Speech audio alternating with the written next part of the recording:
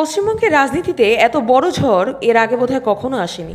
আগামী সোমবার বিধানসভায় পেশ হতে চলেছে এমন তিনটি বিল যা রাজ্যের আইনি এবং সামাজিক মানচিত্র পুরোপুরি বদলে দিতে পারে।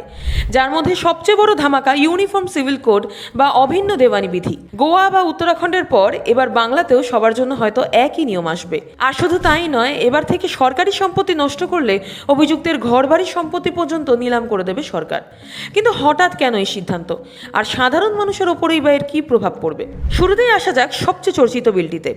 রাজ্য জুড়ে দুর্নীতি এবং তোলাবাজি রুখতে অল আউট মোডে নেমেছে নতুন বিজেপি সরকার। সোমবার বিধানসভায় পেশ হচ্ছে পশ্চিমবঙ্গ জননিরাপত্তা ও সমাজবিরোধী কার্যকলাপ নিয়ন্ত্রণ বিল 2026 এবং the West Bengal maintenance of public order amendment bill. মুখ্যমন্ত্রী শুভেন্দু অধিকারী পরিষ্কার ভাষায় হুঁশিয়ারি দিয়েছেন, অনেকে ভাবছেন 2 মাস জেলে থেকে আইনি লড়াই করে জামিনে বেরিয়ে আসবেন, সেই দিন শেষ। এই বিল পাশ হলে প্রশাসন এক অভিনব ক্ষমতা পাবে। কোনো আন্দোলন বা বিক্ষোভের নামে যদি সরকারি বা বেসরকারি সম্পত্তি ভাঙচুর করা হয়, তবে সির্ফ জেল নয়, অভিযুক্তের সম্পত্তি বাজেয়াপ্ত করা হবে। গঠন করা হচ্ছে একটি বিশেষ দাবি কমিশন। তদন্তে দোষী প্রমাণিত হলে সেই সম্পত্তি ক্রোক করে প্রয়োজনে নিলাম করে ক্ষতিপূরণ উসুল করবে প্রশাসন। তবে সবথেকে বড় শোরগোল তৈরি করেছে তৃতীয় বিলটি, অর্থাৎ ইউনিফর্ম সিভিল কোড বা অভিন্ন দেওয়ানি বিধি। মনে করে দেখুন, বিধানসভা ভোটের আগে কেন্দ্রীয় স্বরাষ্ট্রমন্ত্রী অমিত শাহ প্রতিশ্রুতি দিয়েছিলেন যে ক্ষমতা এলে বাংলাতেও ইউসিসি লাগু করা হবে। সোমবার সেই বিলই টেবিলে উঠছে। সহজ ভাষায় বলতে গেলে বর্তমানে ভারতে বিয়ে, বিবাহ বিচ্ছেদ, দত্তক নেওয়া এবং সম্পত্তির উত্তরাধিকারের ক্ষেত্রে হিন্দু, মুসলিম ও খ্রিস্টানদের আলাদা আলাদা পার্সোনাল ল বা নিজস্ব ধর্মীয় আইন রয়েছে।